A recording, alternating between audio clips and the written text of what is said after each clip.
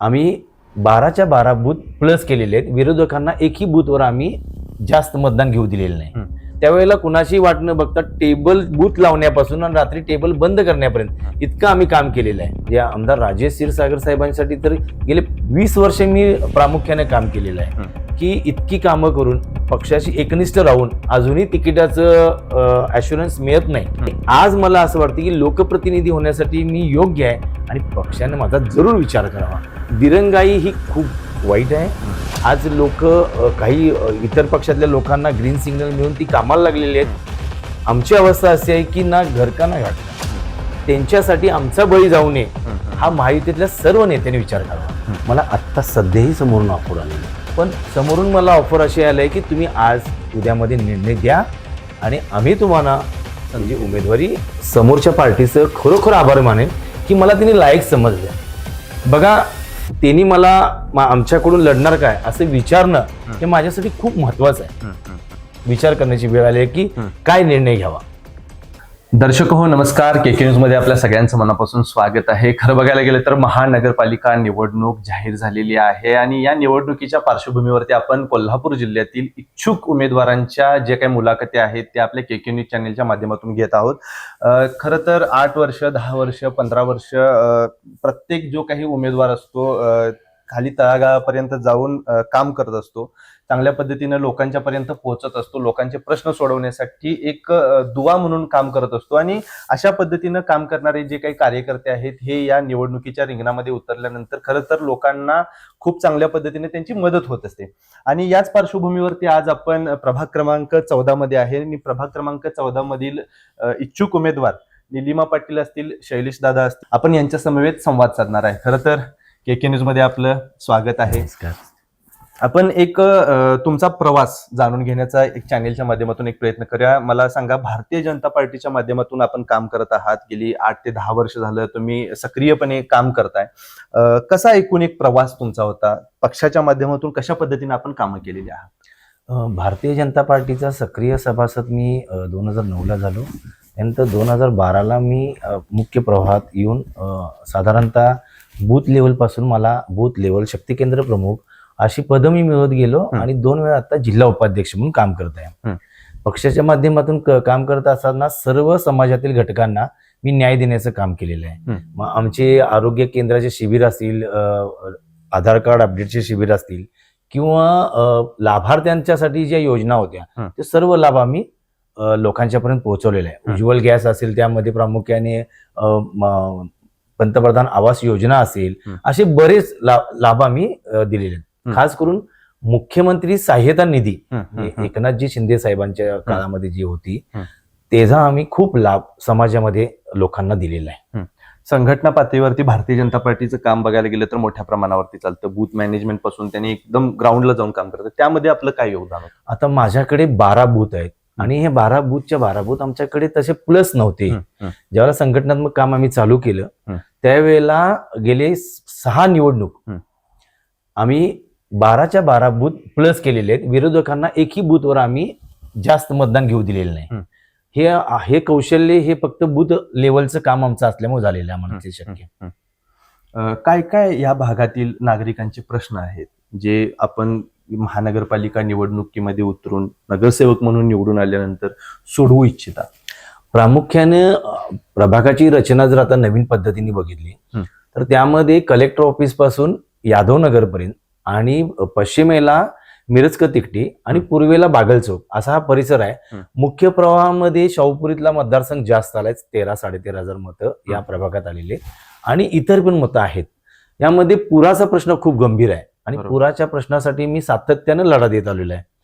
पुराच्या पाण्यामध्ये लोकांना बाहेर काढणे, जे आतापर्यंत जवळजवळ 600-700 लोकांना पुराच्या पाण्यामधून मी बाहेर काढलेलं आहे. त्यांचं आरोग्याचे प्रश्न असतील, त्यावेळेच्या पुराच्या काळामधले किंवा राहण्याचे प्रश्न असतील किंवा त्यावेळेच्या 10-12 दिवसाचे जेवणाचे, हे जे आम्ही नियोजन त्यावेळेला सातत्याने करत आलेलो आहे. शासनाकडे बऱ्याच वेळेला आम्ही मागणी करून रिव्हर डिफ्टिंग म्हणजे नदीतली गाळ काढणे किंवा पुरासाठी कंपाऊंड वॉल मोठ्या घालणे यासाठी पाठपुरावा जिल्हाधिकाऱ्यांना आणि तसंच मंत्री महोदयांना आम्ही वेळोवेळी सांगत आलेलो आहे. आणि त्याच थोडं श्रेय असं असेल, जे बऱ्याच लोकांनी काम केलं, मी एकट्यानेच केलं नाही, पण असं असेल की लाडके मुख्यमंत्री देवेंद्रजी फडणवीसनी आता वर्ल्ड बँकेच्या मार्फत फ्लडसाठी फार मोठ्या प्रमाणात निधी अवेलेबल करून टेंडर प्रोसेसला आता ते प्रक्रिया आहे. निवडणूक लागलेली आहे, निवडणुकीसाठी तुम्ही इच्छुक आहे. खरं बघायला गेलं तर परवा मुलाखती सुद्धा आता म्हणजे सुरू आहेत. नेते मंडळींच्याकडून चाचपणी सुरू आहे, कोणत्या मतदारसंघात कुणाला निवडायचं, कोणत्या मतदारसंघामध्ये कुठला हिरा उचलायचा. तुमचं काम एवढ्या मोठ्या प्रमाणामध्ये तुम्ही सांगताय, अशा पद्धतीने आपण काम केलेलं आहे. लोकांना डोळ्यासमोर ठेवून, महिलांना डोळ्यासमोर ठेवून वेगवेगळे आपण कामं करत आहात, काही कार्यक्रम घेतात. आता देखील आपण एक कार्यक्रम नियोजित ठेवलेला आहे, त्याच्याबद्दल काय सांगा? मी सातत्याने वेगवेगळे कार्यक्रम घेतलेले आहेत. माझ्या भागामध्ये थोडासा फुटबॉलचा वर्ग जास्त आहे. मी फुटबॉलसाठी खूप मोठं योगदान दिलेलं आहे. माझ्याकडे आमच्या शाहूपुरीमध्ये 6 टीम्स आहेत, त्या सगळ्यांना माझी स्पॉन्सरशिप आहे. त्याचबरोबर फुटबॉलला मान्यता मिळावी, चांगलं काम व्हावं आणि मुलांनी आंतरराष्ट्रीय लेवलपर्यंत जाण्यासाठी मी सातत्यानं प्रयत्न करत असतो. यावेळेला मला माझा स्वनिधी वापरायला लागत असतो. कुठंतरी प्रशासनावर मला होल्ड ठेवता यावा म्हणून मी या क्षेत्रात उतरत आहे. भागातल्या आणखीन समस्या खूप आहेत, रस्ते गटर्स ह्या प्रामुख्याने आहेत. पण आताच्या महिलांच्या सुरक्षेसाठी मला CCTV साठी मला अनुदान घेऊन शासनाकडून किंवा महिला सबलीकरणासाठी रोजगार उद्योग तयार करणे. बऱ्याच महिलांना घर बसून काम हवंय, घरात बसून, पण ते होत नाही. कुठेतरी आम्हाला दावेदारी मिळाली आणि प्रभागामध्ये नेतृत्व करण्याची संधी मिळाली तर मी नक्कीच महिलांसाठी रोजगार निर्मितीसाठी माझा प्रयत्न असणार आहे प्रामुख्याने. खरं बघायला गेलं तर आता महायुती एकत्र लढायचे चान्सेस दिसत आहेत. पक्षीय पातळीवरती बघायला गेलं तर तिकिटावरून मोठ्या प्रमाणामध्ये आता हालचालींना सुरुवात झालेली आहे. प्रक्रियेमध्ये काही चढाओढ झाली तर आपला निर्णय काय राहील? भारतीय जनता पार्टीच राहील की अदर हे राहील, काय सांगा? महायुतीमध्ये समजा जर तिकीट मिळतच असेल मला आणि मिळायला मला पाहिजे, कारण मी इतकं काम केलेलं आहे. या आमदार राजेश क्षीरसागर साहेबांसाठी तर गेले 20 वर्ष मी प्रामुख्याने काम केलेलं आहे. तर ज्या वेळेला ते उभारलेले आहेत आणि माहितीनं आम्हाला सांगितलेलं की प्रचार आपल्याला माहितीचा करायचा आहे, त्यावेळेला कुणाशी वाट न बघता टेबल बूथ लावण्यापासून आणि रात्री टेबल बंद करण्यापर्यंत इतकं आम्ही काम केलेलं आहे. तर कृपा करून ज्या आता शिंदे गटामध्ये काही लोकांनी प्रवेश केलेला आहे त्यांना न्याय द्यावा. आम्ही म्हणत नाही की कोणाला देऊ नये, पण आमचा विचार हा झाला पाहिजे. त्यांच्यासाठी आमचा बळी जाऊ नये हा महायुतीतल्या सर्व नेत्यांनी विचार करावा असं मला प्रामुख्याने वाटतं. काय या संदर्भात काय नेते मंडळींच्या सोबत चर्चा झाली, बैठका झाल्या किंवा काय? आता भारतीय जनता पार्टीच्या मुलाखती झाल्या. आदरणीय माझे नेते खासदार धनंजय महाडिक, माझ्या कायम माझ्या पाठीचे असलेले महेश जाधव साहेब यांनी प्रामुख्याने आमचा विचार केलेला आहे. पण त्यांचंही म्हणणं असं आहे की बाबा शिंदे सेनेला गटाला किती सीटा आणि मग आम्हाला किती, यावर तुमचं तिकीट अवलंबून आहे. मग माझ्यासारख्या कार्यकर्त्याला खूप वेदना होतात की इतकी कामं करून पक्षाशी एकनिष्ठ राहून अजूनही तिकिटाचं ॲश्युरन्स मिळत नाही, हे कुठेतरी मला मनाला खटकतं. आणि काम करत असताना मग दरवेळेला सावकाश पावलं टाकण्याची वेळ येते. जर एकदा तिने ग्रीन सिग्नल दिला तर आम्ही आणखीन जोरात प्रचारात उतरू. दादा, काय सांगाल? पक्षाच्या माध्यमातून असेल, वैयक्तिक असेल, आपण ह्या मतदारसंघासाठी, या प्रभागासाठी काय काय कामं केलेली आहेत? भारतीय जनता पार्टीच्या माध्यमातून भारतीय जनता पार्टीने ज्या वेळेला सांगितलेत की थोर पुरुषांच्या जयंत्या असतील, राम मंदिरासाठी जो काही लोकांच्यातून लोकवर्गणी गोळा करणे असेल किंवा रथयात्रा तयार करणे असेल किंवा बूथ लेवलला संघटनात्मक बांधणीचं काम असेल, हे भारतीय जनता पार्टीच्या माध्यमातून आम्ही सातत्याने करत आलेलो आहे. लोकांना जे काय किसान रोजगार असतील किंवा तुमचे मन की बात कार्यक्रम असेल, हे कंटिन्यू मी भारतीय जनता पार्टीच्या माध्यमातून करत आलेलो आहे. वैयक्तिक म्हणायला गेला तर शैक्षणिक कामासाठी, शैक्षणिक मुलांच्या फी भरणे, बऱ्याच मुलांना फी भरता येत नाही भागातील, त्यांच्या आमच्या परीने आम्ही फी दिलेली आहेत. शैक्षणिक साहित्य दिलेले आहे आजपर्यंत बऱ्याच लोकांना. पुराच्या माध्यमातून लोकांना पाण्यात उतरून आम्ही मुलांना, घरच्या लोकांना पुराच्या पाण्यातून बाहेर काढलेलं आहे. त्यांच्या निवाऱ्याची सोय केलेली आहे, राहण्याची सोय केलेली आहे, खाण्याची सोय केलेली आहे.